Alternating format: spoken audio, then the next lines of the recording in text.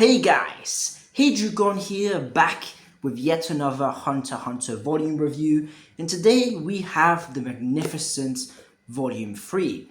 Up to this point, from volume 1 to 3, the Hunter exam has been absolutely splendid within the manga. It's one of the best introductions to any arc I have seen in the form of manga/anime. And in this volume, we have 9 chapters from chapter 18 to 26. And it covers, again, a large span of events. We start off, of course, with the confrontation between the prisoners and, of course, the team Gon, Kurapika, Leorio, and Killua. And we start off just after Gon's won his match, and we end off with Gon tailing Hisoka. So it's a very large span of events, and it does so through very quick pacing. Now, there is a few gripes I have, but they're very minor gripes. Overall, I think that this is really fantastic stuff.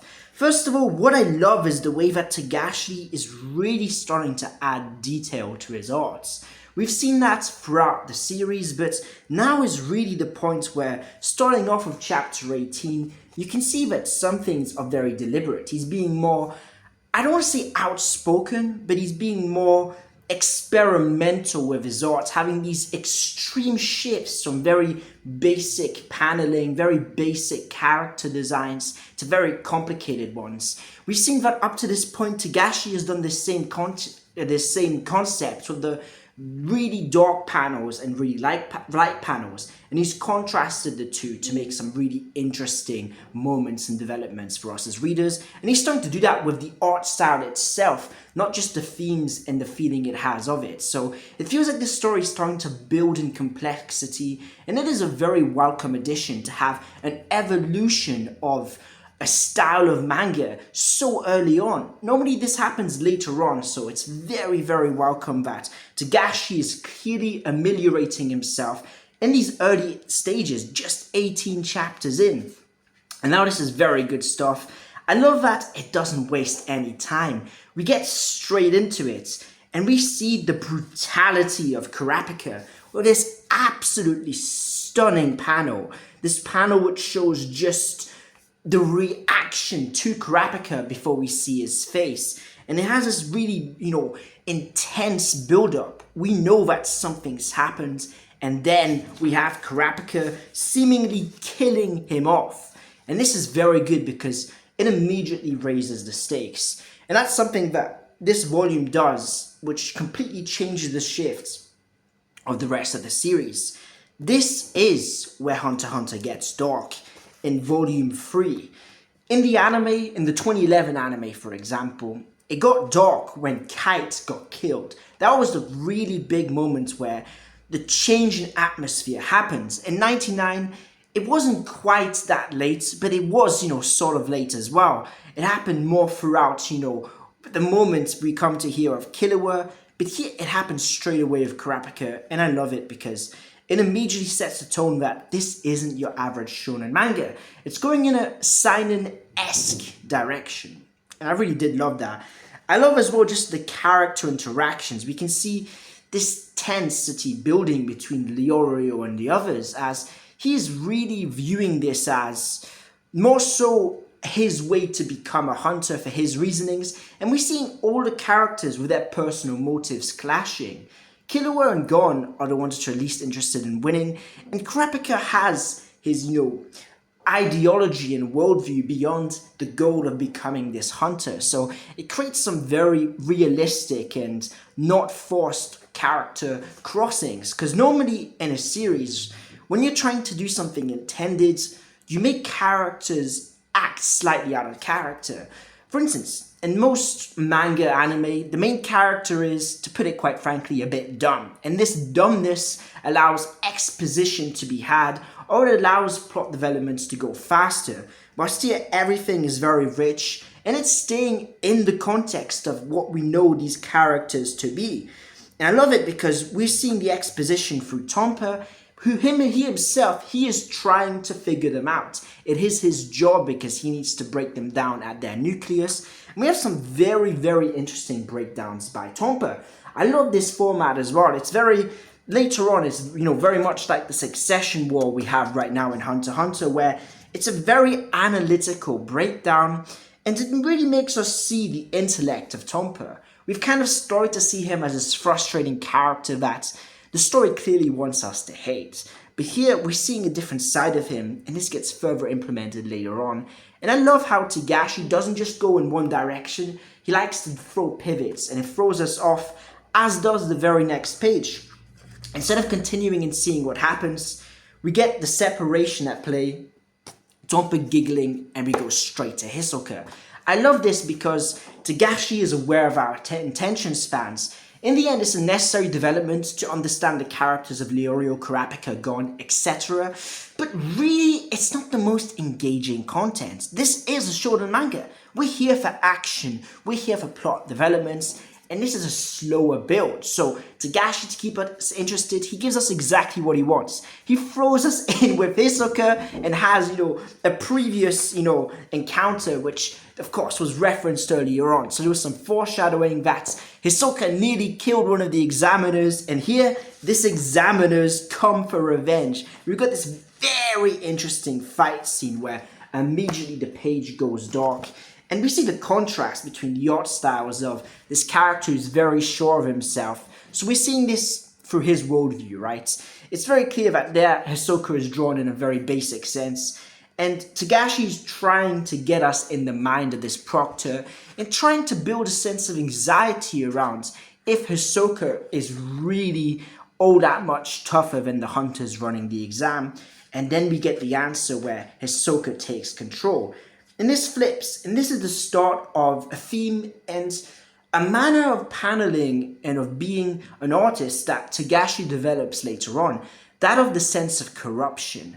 Togashi is very good at showing us characters through their point of view and then flipping the script so you can see a certain character from different characterizations of the cast. And it's done so smoothly, and it's done so efficiently, and this is really the start of where this began. And for methods, for all these things I'm talking about, Volume 3 to some extent feels sort of revolutionary. It's very much the start of the established formula that we've got currently in chapter 410 going to 411. And here we see the absolute fear of Hisoka.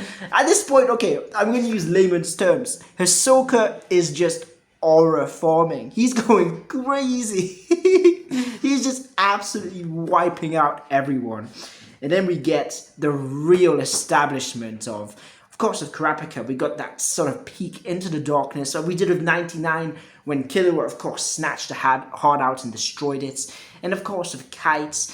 But really, where the manga gets to a level of darkness that neither of the animes were able to emulate starts off here. This panel right here. This is absolutely brutal. There is no censorship. It is just dark. This decapitated heads shown with zero filter, and the first person that passes the second phase, Hisoka. I love this, and then we get to the stage where, it's time to add some comedy. I'm not too particularly keen on this section of the story, and that's why I do have some gripes. I think that it could have been handled a bit better. That being said, I think that it's very in line with Leorio's character. He's clearly shown to be, to some degree, selfish at this point of the story, if we can put it that way. But here it's sort of, I liked how it went fast, because, it's good that it went fast. I thought the start was a bit engaging, where is he really unconscious? Is he really dead or not? And we got to see some of Leorio's wit, some of his talents that we weren't previously privy to. The sort of aspect of him being a med school person isn't just advantageous for healing people. It is also advantageous for collecting intel and information. But then we get onto this, rock, paper, scissors. And whilst it is an interesting dichotomy, I feel like we sort of already knew these aspects about Leorio. It sort of just reaffirmed them. So, it's not bad, it's not wrong. I mean, it could have been a bit better, but so overall, chapter 20, I'd say is probably the weakest chapter up until this point in the story. But that being said, I still think this chapter is a solid 7 out of 10. It's still a pretty decent chapter, But then it gets very interesting very quickly. Of course, we've got the next matches, which are very intense. We've got Killua's match, and then we start off with this foreshadowing. Now, if you're seeing this, this will probably be in the thumbnail. Probably. It's that amazing. Until now, Killua has been putting on this act. We're aware of this. He's let us know about it. And this is the first time where Killua senses another one like him. You know, there's a sort of between killers, right? I'm not saying this because I'm a killer. Don't worry. But between killers, normally in shows and fiction, even in real life, there's a sort of energy that's transferred, and Killua can smell it, and that activates the sort of demon in him, if you would like to say that. We get this absolutely stunning backstory. Just look at the paneling, the diversity, the change in art styles. Again, I'm telling you about the contrast, the highlight on his hands, everything absolutely incredible. Probably the most engaging moments up to this point of the volume, which is a hard, task. It's been so incredible. And just like that, out of nowhere, Killua kills him. And now this is just the brutality again, right after the Hisoka showcase. This is really where the series goes another way. And just the way that Killua is just nonchalant about it shows the levels, right? It gives us this anxiety. We've got this moment of observation and reflection from Kurapika where he goes, I'm glad he's on our side. And it's a thing where it makes us start to question, well, how far is Killua in that echelon of the power scaling? Togashi's been intentionally vague, and I think that that's something that's very much a good aspect of storytelling.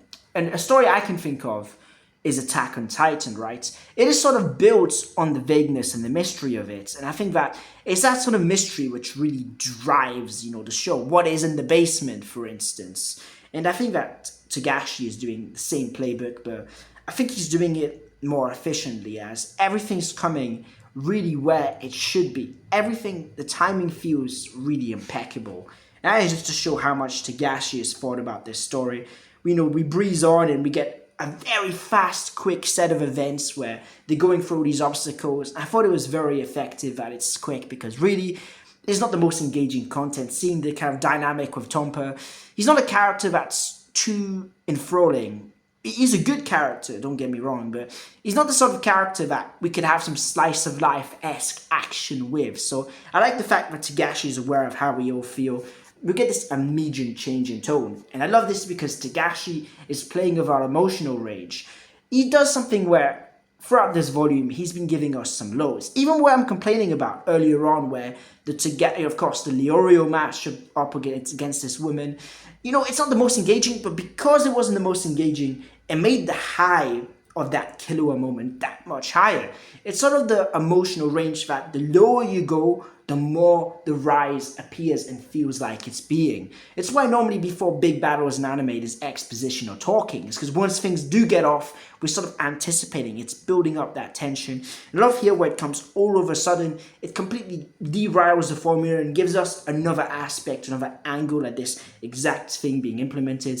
And here it really plays with a sense of mystery because, of course, Gon, Killua, and then Kurapika arrive, and they're the strongest of the bunch, of course, so, expect them to. We don't know which one of the ones they've chosen until they do, and we see that Gon's been very smart. He's figured out that, of course, the killer that faced Killua destroyed it with his bare hands, so it's not unfeasible for it to be destroyed. And I like that more than the anime, both animes' explanations, which I thought were a bit lame, to be honest, because it's a bit of an obvious point where even us, the audience members, can think about it, where, of course, Leorio and Tompa are fighting. This is, of course, a filler scene that both animes added. And afterwards, Leorio destroys the wall and Gon goes, there we go. But us, the audience, too, goes, So I like the fact that Gon thought of something that we didn't think about. It really shows how out of the box he thinks. Instead of having it shown to us on a silver platter, he thought of it in the heat of the moment without any help or without any hints. And that shows just the potential that Gon has isn't just this potential of power, it's also the ability he has to really surprise people. Like when he surprised Netero. He took Netero off guard, and that wasn't Netero that was, going easy on them. Rusty he was still mentally alert, and he managed to bypass Netero's safety mechanisms and force him to do what he wanted to do. So there we go, we get to the next phase. I love this presentation. I'm an absolute sucker for panels like this. This is one of those moments where you can go, oh, look at these guys. I like how it's rewarding everyone for getting this far. I really do love it because it can feel like in the Hunter exam where the people that drop out are more plot and narrative devices than actual people. But here, rewarding everyone, like, for instance, Shijitsu and Kenmi, they're people that don't have any significance in the story. But I love that they're shown here. It really does feel like this grandeur, this payoff. And that is the problem with the interpretations the anime have of the Hunter exam, is it doesn't feel like there's enough payoffs. It feels like this endless, continuous marathon. The thing that makes a marathon, if you've ever, or like a long run, if you've done cross-country running or you go for a jog, it's reaching your destination. If you reach your destination, you have to keep going on and on. Those individual milestones don't feel as satisfying. And Togashi is really aware of how us, the reader, computes these moments. And I love it because then you've got this sort of, reveal that everyone that's gotten this far has an unconditional pass to the next exam. So it really builds a difference, right? It feels like we're starting to go at a different pace. The story's about to take a shift. We don't know what it is just yet, but it definitely is coming, and it is exciting. It's a moment of, okay, I can get behind this. It's sort of like, I think of the Naruto manga, right, where they're doing a written exam, and then there's that reveal that, it's actually how to cheat secretly. It's just that, playing against our expectations. We're expecting everything to be the same, and saying, no, this is on an island, completely different setting. Actually, going up, survival of the fittest, and everyone's against each other. We sort of had these group dynamics. For instance, the main group, and now it's been completely broken. So it really leaves us with a lot of questions. And we got this good moment with, of course, Gon and Killua, where Gon's a bit nervous, but he's excited, and he's reflecting on how he's going to face off against Hisoka, and not just the non-verbal communication from Killua. He's got a clear curiosity that isn't shown in exposition, but from the way that Togashi's drawn him, again, look at how simple he was drawn right here. Togashi didn't even finish off drawing his nose. And that shows us just how much Killua is very absorbed into what Gon's talking about. And I love this. Of course, we've got the Aura Man himself. Hisoka goes off. Gon's being tailed. Of course, we've got the moments of Poco has managed to take out his, prey. We've got Gon figuring out that he needs to get to Hisoka and he needs to train. So he's going off and he's trying to catch birds. That's very interesting. He figures out, okay, I need to get them whilst they're getting the fish. And all that's done in a very fast succession of events. And I thought that's very good because whilst it is inherently engaging, it keeps the momentum when you go fast. It's one of those things that can be built upon, but it doesn't have to be built upon that much. Training sections and training arcs are very interesting, right? It's one of those things. We love fights. I love fights in anime manga. I love big reveals. I love secrets. I love all these things, and training arcs are one of them. But Togashi likes to just keep things moving here. He knows that the real butter of the Hunter exam is going to be at the end of these big reveals and the things we're building up towards. So he wants to keep the reader engaged and to keep the reader feeling like they can read one more page, one more volume. It's the kind of thing where it almost feels like you haven't consumed a full volume. As soon as I finished rereading this, I wanted to reread the next one. I've got to keep it fresh for you guys. I've got to do these the day of just so that everything's still in my mind. And you don't have the thing where you mix up, events and different volumes. But then we get the big moments, right?